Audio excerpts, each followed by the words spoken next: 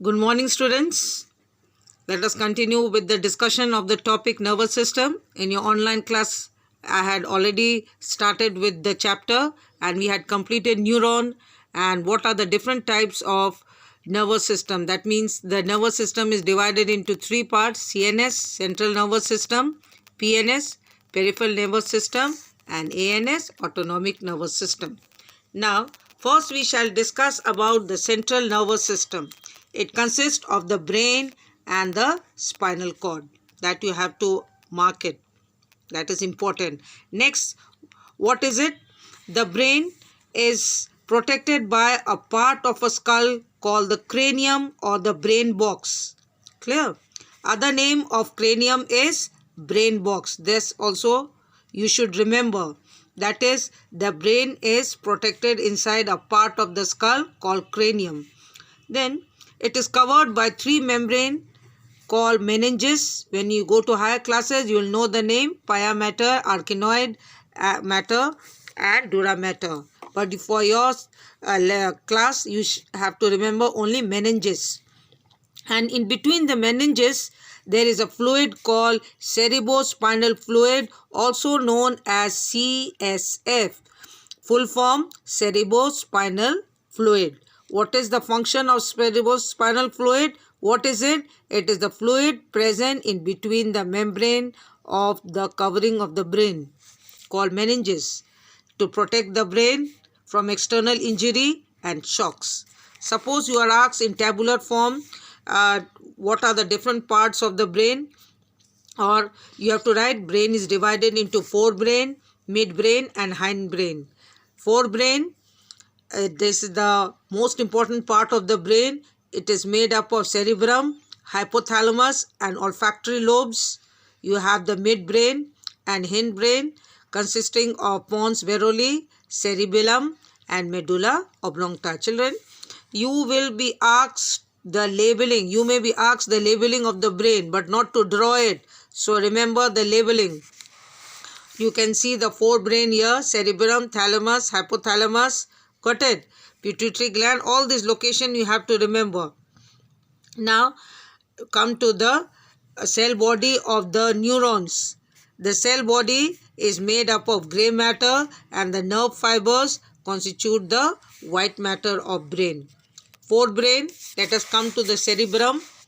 It consists of two cerebral hemispheres. Got it? And the hypothalamus. The cerebral hemispheres are connected by a thick band of nerve fibers known as corpus callosum. This is important. You may be asked, define corpus callosum. It is a thick band of nerve fibers that join the two cerebral hemispheres. Clear? Now, the surface area, as you can see in the diagram, the surface area of cerebrum is called as cerebral cortex. You can see these markings. These are called as convolutions and depressions. Clear? So, on the cerebral cortex, the surface area of the cerebral cortex, the convolutions are called as grayi and depressions are called as sulci. Got it? What is the function? See, here you write it as function: to increase the surface area in order to accommodate a large number of nerve cells. This is the function of what? Function of Gray and Sulci. Clear? Now come to 1 marks question. Which is the largest part of the brain? Cerebrum is the largest part of the brain. Clear? Now it has white matter made up of axon of fibers and cerebral medulla. Got it? Then you have the box given here. The cerebrum is divided into two identical halves called the cerebral hemisphere. Just now I have explained few minutes before, and it is made up of 4 lobes. You have to remember the function. The frontal lobe that controls voluntary movements like personality, speech, memory. Voluntary movements means what?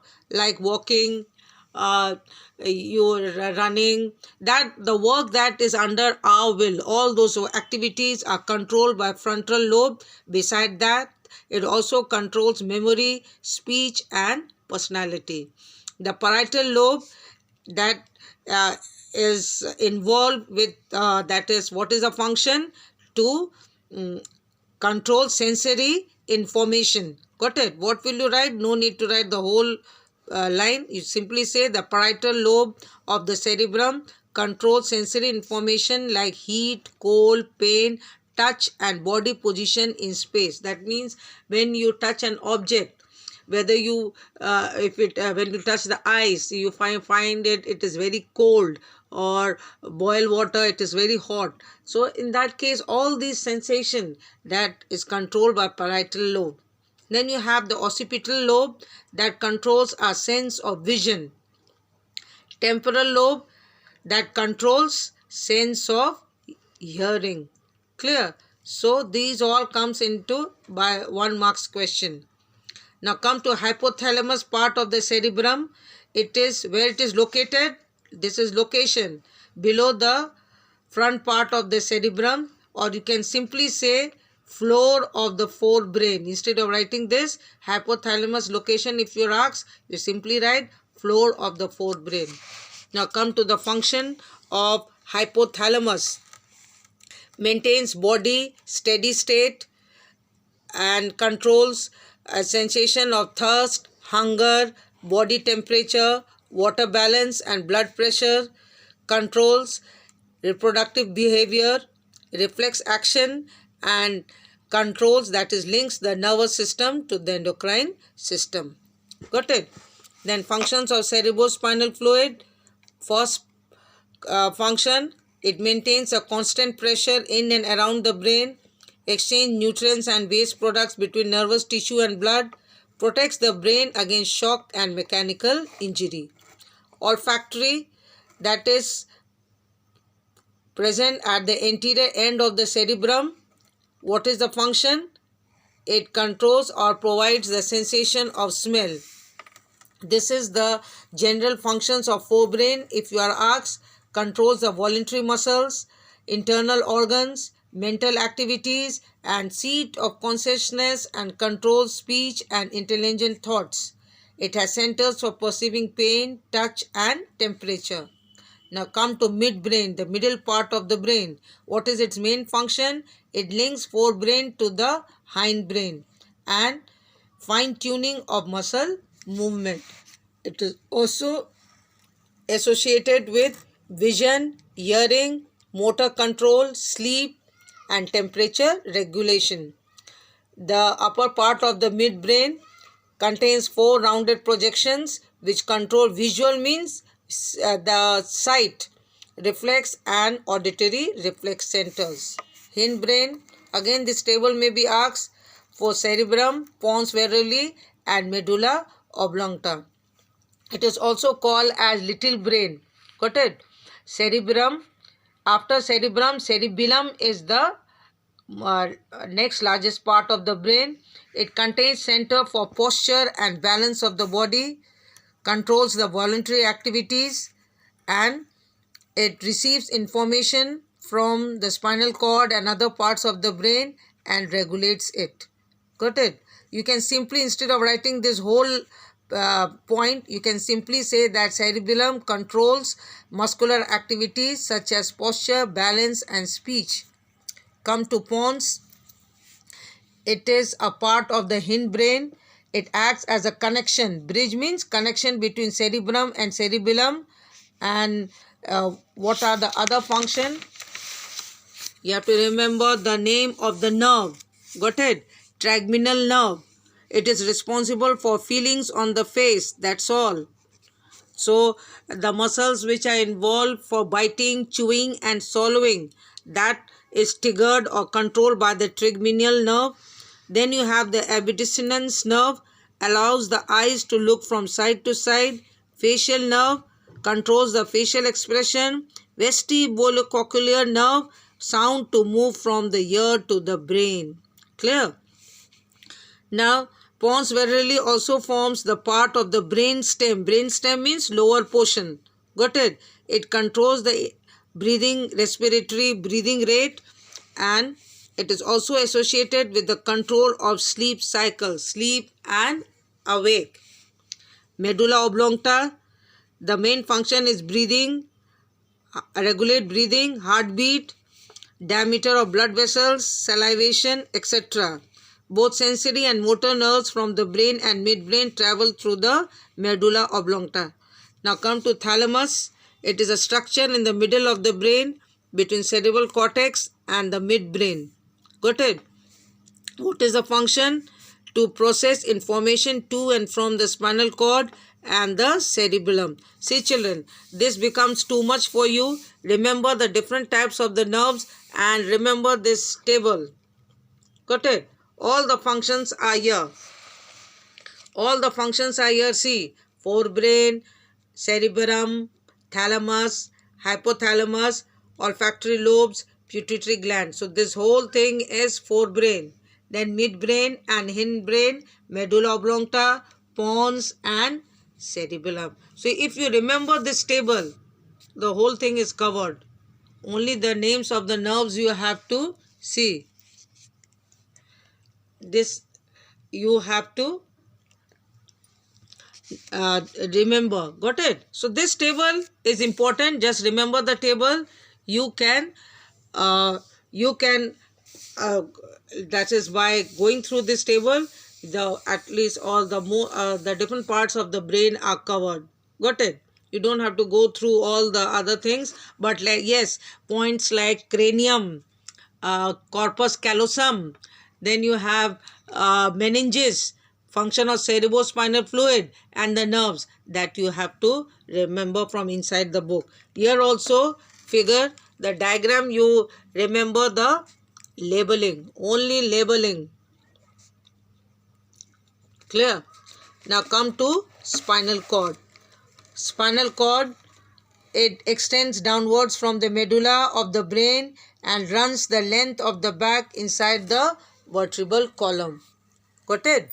That means spinal cord extends from the medulla oblongata, from the brain of the stem, extends downwards and continues as spinal cord, which runs inside the vertebral column or backbone. Got it? Now this is very important diagram. Important diagram. Functions of spinal cord. It is the center for many reflexes and conducts nerve impulses from the body to the brain and vice versa. Next function, it acts as a link between the spinal nerves and the cranial nerves, that is the brain nerves. Got it? And transports or relays messages from the brain to the motor muscle controlling nerves in the rest of the body, and also controls stimuli from the sensory nerves to the brain. So you remember any three important functions and the diagram of the spinal cord. You practice the diagram. Got it? Brain, you remember the labeling, but spinal cord, you practice the diagram. Got it? So we have the peripheral nervous system. The next part of the nervous system, it includes cranial nerves and spinal nerves. Cranial nerves are 12 pairs and spinal nerves, they emerge from the spinal cord and there are 31 pairs of spinal nerves. Clear? So that is all about the peripheral nervous system, cranial nerves and spinal nerves. Clear? Then you have the ANS, full form, autonomic nervous system. Clear? It includes what is ganglia. 1 marks question. It is a mass of nervous tissue is called as ganglia. And ANS consists of ganglions and nerve fibers which innervate. Innervate means it extends to the various organs and glands of the body. It is made up of sympathetic nervous system and parasympathetic nervous system having opposing actions. Clear? So you have the table again given here. Action of sympathetic and parasympathetic. Heart, if it is sympathetic system, it will increase heartbeat. If it is parasympathetic, it will slow down. Arteries, raise the BP, lower the blood pressure. Digestive tract, movement becomes slow. movement and parasympathetic speeds up.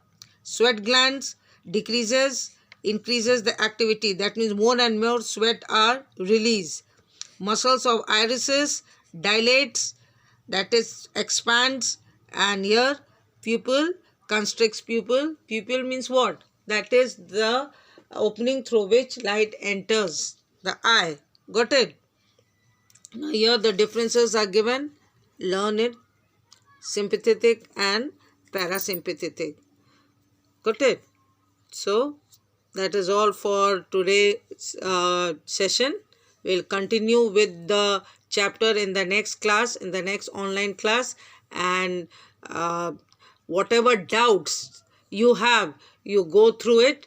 And I told you children, in this chapter the structure of the neuron is important, and its different parts like axon, dendrites, synapse, neurotransmitter acetylcholine. Then in the brain part you have to remember the labeling of the different parts of the brain. Spinal cord, practice the diagram of spinal cord. The table of different parts of the brain along with their functions are given.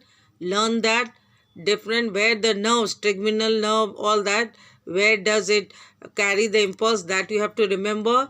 And you also have to remember this one, that is small questions like what is cranium, what is cerebrospinal fluid, what is meninges, corpus callosum, and different types of lobes from inside the chapter. Clear? That's all. All the best.